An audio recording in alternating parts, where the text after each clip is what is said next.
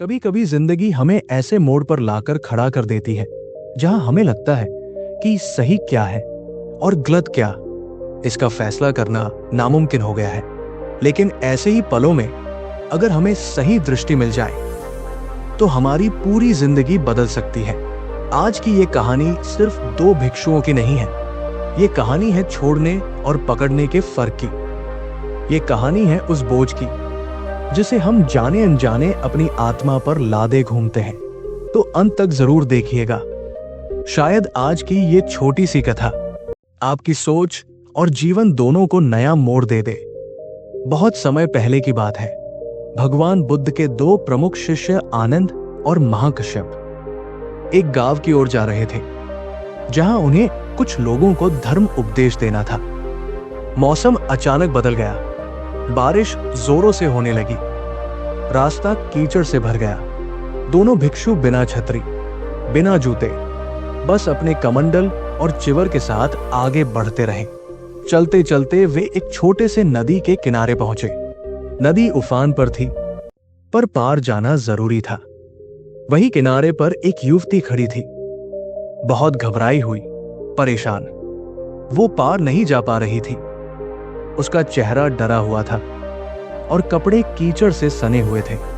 युवती ने कांपती आवाज में कहा, भिक्षु महाराज, कृपा करके मेरी मदद कीजिए।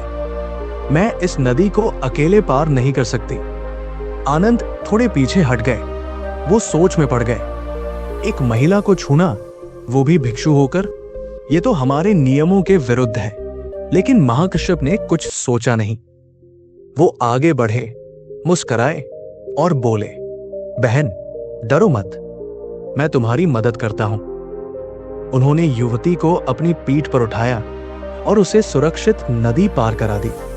फिर चुपचाप आगे बढ़ गए। पूरा दिन बीत गया। दोनों भिक्षु साथ चलते रहे, पर आनंद का मन विचलित था। रात को जब दोनों एक वृक्ष के नीचे विश्राम कर रहे थे तो आनंद से रहा नहीं गया। उन्होंने धीरे से कहा, भाई महाकश्यप, आपने एक युवती को अपने हाथों से उठाया। क्या आपको नहीं लगता कि आपने संघ के नियमों का उल्लंघन किया? महाकश्यप मुस्कुराए। उन्होंने शांत स्वर में उत्तर दिया, भाई आनंद, मैंने उस युवती को तो नदी पार उतरवाकर वही छोड़ दिया था, पर लगता है तुम अब भी उसे अपने मन में उठाए फिर रहे हो। इस एक वाक्य में वो गहराई छिपी है जो हमें जीवन की सबसे कठिन सच्चाई सिखा देती है। कभी कभी हम बीती बातें, पुराने अनुभव, कोई किया गया या देखा गया काम अपने भीतर ऐसे समेटे रखते हैं जैसे वो अब भी हमारे जीवन का हिस्सा हो, जबकि असल में वो बस मन का बोझ बन चुका होता है। भगवान बुद्ध ने कहा था, जिसे छोड़ देना चाहिए उसे छोड़ दो। जो बीत गया वो बीत गया। अपने वर्तमान को बोझिल मत बनाओ बीते कल के कारण। अब आप खुद सोचिए, कितनी बार हम भी ऐसी चीजों को अपने मन में उठाए घूमते हैं। किसी की कही हुई बात, पुरानी गलतियां, पछतावा या किसी की आलोचना। महाकश्यप ने उस युवती को मदद करके छोड़ दिया, पर आनंद ने उसे अपने मन में पकड़ लिया। हम भी तो यही करते हैं ना। बोझ वो नहीं होता जो उठाया गया हो, बोझ वो होता है जो उतारने के बाद भी छोड़ न पाए। दोस्तों, जिंदगी का सफर तभी हल्का और सुंदर बन सकता है जब हम अपने अंदर की नदी पार करना सीख जाए। कभी मदद करना गलत नहीं होता। गलत वो होता है जब हम सही काम करने के बाद भी खुद को दोषी मानते रहें। इसलिए जो बीत गया उसे जाने दो। जो थकाता है उसे हटाओ। जो डराता है उसे समझो और जो सिखाता है उसे अपनाओ।